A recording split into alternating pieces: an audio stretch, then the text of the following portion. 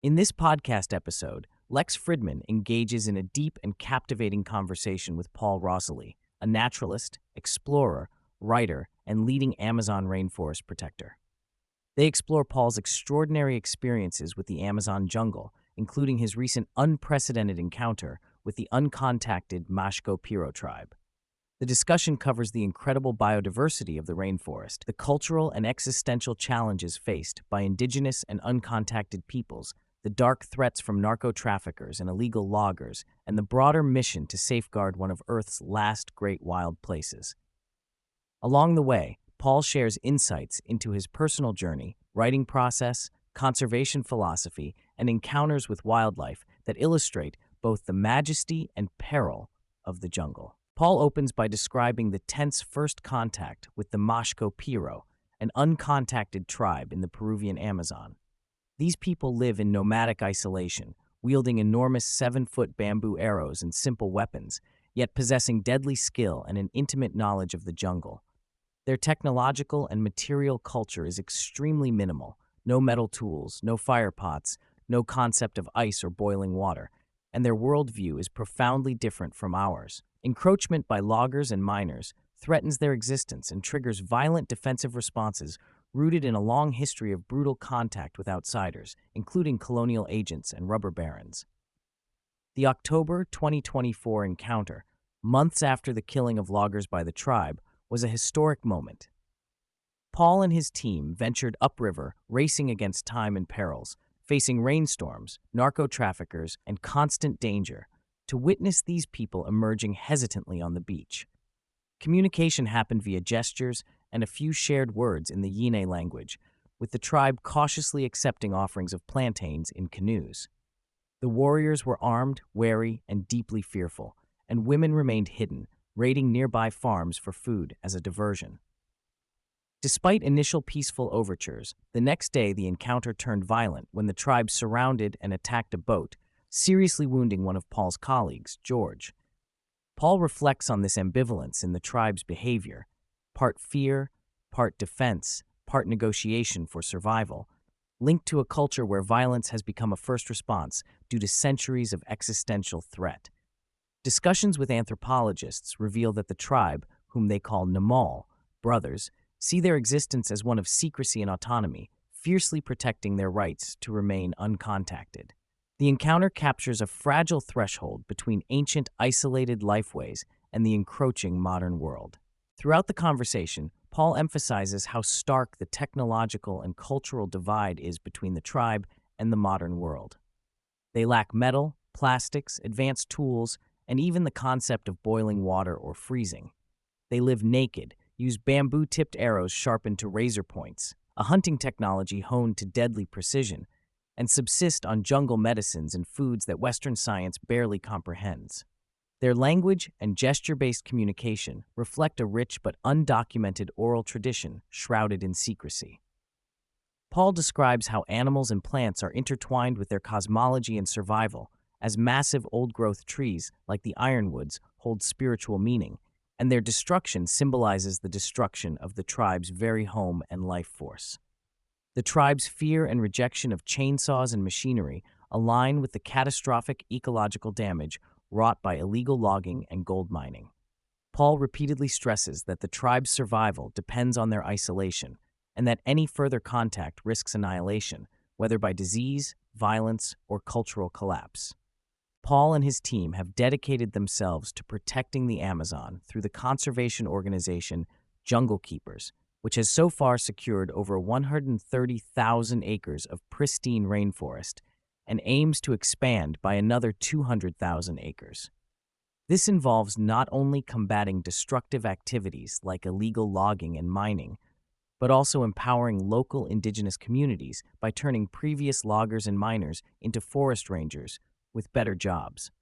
This strategy helps to reduce deforestation drivers and promote stewardship rooted in traditional knowledge. Yet, the fight is increasingly dangerous as the region becomes a battleground for narco-traffickers who use the remoteness and impunity of the jungle to produce coca for cocaine. Paul documents escalating violence, including ambushes on rangers, assassination attempts, and attempts to intimidate or kill conservationists. The narcos exploit local poverty and the gray legal status of forest landholders, and their presence threatens not just the environment, but the very existence of indigenous peoples and uncontacted tribes. Paul shares harrowing stories of gun battles, near escapes, and the toll this conflict takes on the team psychologically and physically. Despite all adversity, continued international support and donor engagement fuel hope for success, but the stakes are now higher than ever. Paul's path, from a dyslexic kid unable to read well to a leading rainforest protector and author, is woven throughout the conversation. Stories of childhood curiosity, early fieldwork, years of immersion in remote ecosystems, and serendipitous breaks with influential figures like Jane Goodall and philanthropist Dax da Silva underscore the unpredictable and fervent journey that defines his life. Paul believes in throwing oneself headfirst into adventure and discovery, and shares that persistence and passion matter more than credentials or formal training in conservation. His writing, both in books like Mother of God and Jungle Keeper, and in various articles in social media, captures the raw wonder of the Amazon and the emotional toll of defending it. His storytelling style flexes between lyrical metaphor and straightforward, urgent narrative, aiming to both celebrate the beauty and confront the brutal realities. Paul relies heavily on daily journaling and iterative editing to shape complex experiences into accessible and visceral prose. His career is shaped by a profound relationship with the jungle and its inhabitants, both human and animal, which he conveys through vivid encounters with jaguars, anacondas, spider monkeys, macaws, and other iconic species.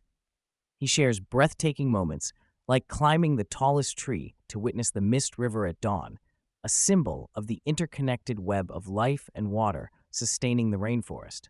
Throughout the episode, Paul offers fascinating insights into the behaviors and ecology of Amazonian species. He discusses the social intelligence of spider monkeys, including a dramatic rescue of a drowning individual, and the deep monogamous bonds macaws share, highlighting their dependence on ancient ironwood trees for nesting. He describes jaguar encounters as fierce yet profoundly indifferent, an ultimate predator that offers no mercy. Paul describes his bold interactions with giant green anacondas, explaining their ambush predation style and enormous physical strength. He marvels at the floating forest ecosystem, vast rafts of vegetation supporting unique communities, hiding mysterious undiscovered species. He reflects on the fragile balance of life, the dense jungle mosquito populations, and the hidden dangers like venomous hornets or the risk of anaphylaxis from insect stings. The relationship between humans and animals in the jungle is complex, as Paul highlights their mutual recognition and respect in certain moments. Through empathy, careful observation, and knowledge of animal languages or cues, Paul shows how peaceful coexistence is possible, but also how easily fatal misunderstandings can arise. A recurrent theme reflects on humanity's role in the planet's future. Paul acknowledges that human activity has wrought staggering destruction, leading many to see humans as a plague, yet he emphatically rejects this cynicism. Through the dedication of people like himself, Jane Goodall, his team, and thousands of supporters globally, Paul argues there is still hope. He invokes the importance of optimism, responsibility, and continued action to protect the environment and its people. Jane Goodall's influence emerges as a personal and professional beacon for Paul, whose encounter with her changed his life and provided lasting encouragement to persevere. Her message of hope remains vital to his mission. They discuss the dangers of apathy and how loss and pain fuel the urgency and emotional cost of conservation. At the same time, the importance of sharing stories, raising awareness, and involving broad audiences through modern media, including podcasts, documentaries, books, and social platforms, forms a core part of their strategy. Paul stresses the power of knowledge, trust, and connection to inspire action, and raises the concept that the appreciation of authentic, risky, and raw storytelling will grow, rather than diminish, in the era of AI-generated content. The conversation delves deeply into the new threat landscape as narco-traffickers infiltrate the Amazon basin. Unlike local loggers, these drug cartels are heavily armed, operate in clandestine networks using hidden airstrips, and employ violent tactics to control land and intimidate locals and conservationists alike. Violent confrontations, Death threats, assassination attempts, and extortion have transformed the jungle into a literal war zone, bringing dangers never before seen by the Jungle Keepers team. Paul recounts the painful reality of losing close colleagues to shootings and being targeted personally. The narcos' presence facilitates human trafficking, devastation of indigenous communities, and escalates the challenges of conservation immensely. The protection of the forest requires not just ecological knowledge, but active defense and coordinated law enforcement efforts, supported by donations and international attention. This stark reality underscores the urgency of the battle to save the region before irreversible losses occur. When asked about the future, Paul expresses cautious optimism tempered by realism. He aspires to grow the land protected to 300,000 acres, dreaming of a time when the area becomes a national park and conservation efforts trigger a global movement. At that point, he envisions transitioning toward education, mentoring, and teaching new generations of conservationists while continuing to write and inspire. Paul is aware that the emotional and physical toll of his work is enormous and that he cannot continue indefinitely, but stresses the importance of securing the future of the rainforest and its peoples for all time.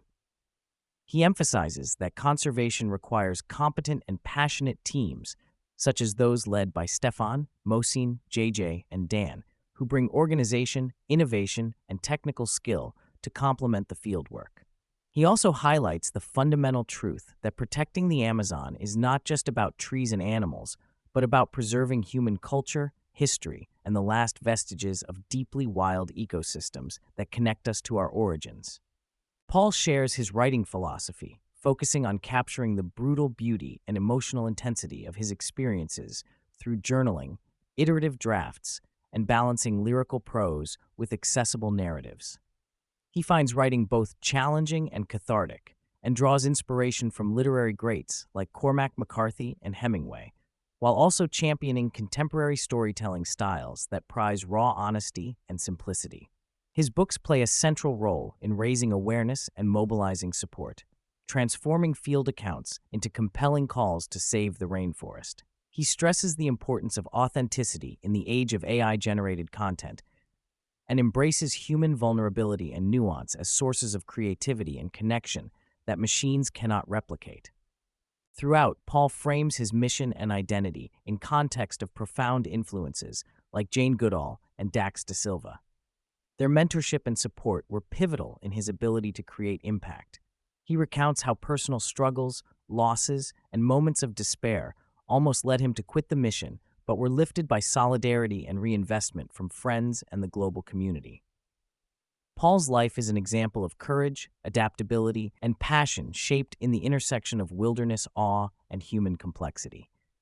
His story serves as an inspiration not only to environmentalists, but to anyone facing seemingly insurmountable odds for a cause greater than themselves.